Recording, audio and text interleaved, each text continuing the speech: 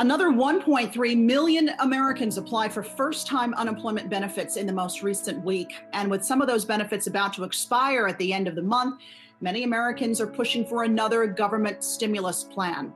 86% of middle-income Americans have been impacted by the pandemic. And what they're most worried about is what they were worried about before, but probably more so now, making sure they can pay their bills, pay their mortgage, avoid too much credit card debt.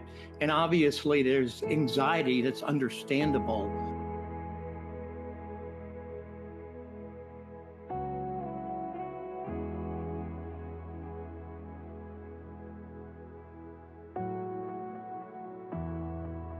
Let me tell you how Tithe the Tithe began.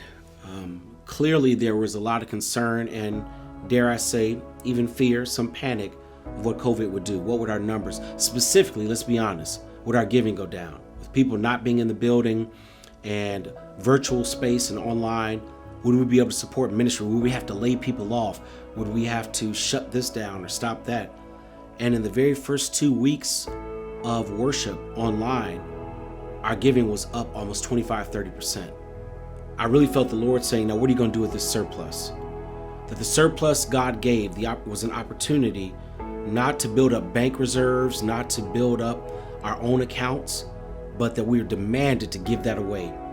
And that's when Tithe the Tithe entered my spirit as an idea of, here's how we do it. Let's take at least 10% every week, because we're about 10 to 20% over, and just give it away. Just give it away.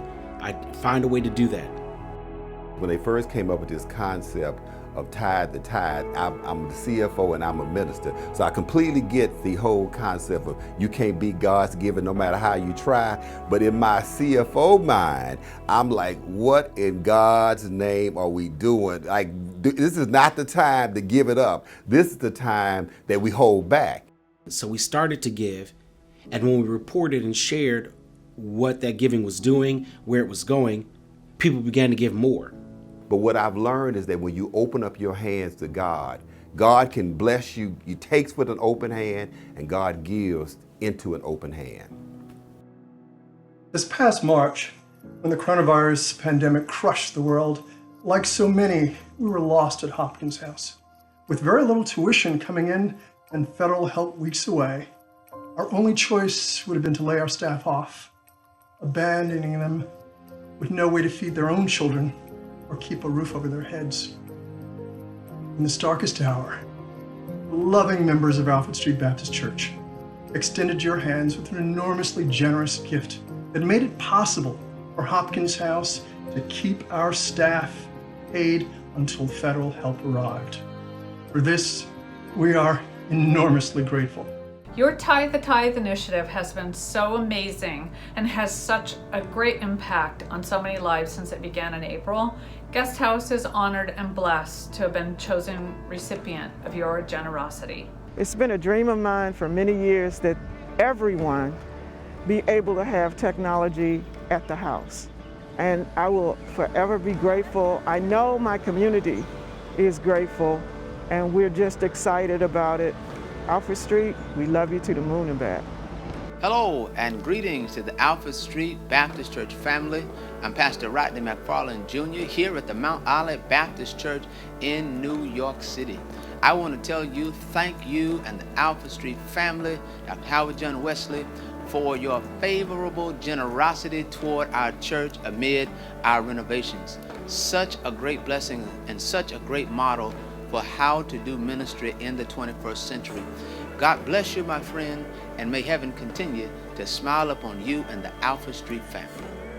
We are the board members of the Donna M. Saunders Foundation for Breast Cancer Awareness and Support, and we stand here today humbly and gratefully thankful for this $15,000 donation that you granted us to help breast cancer patients.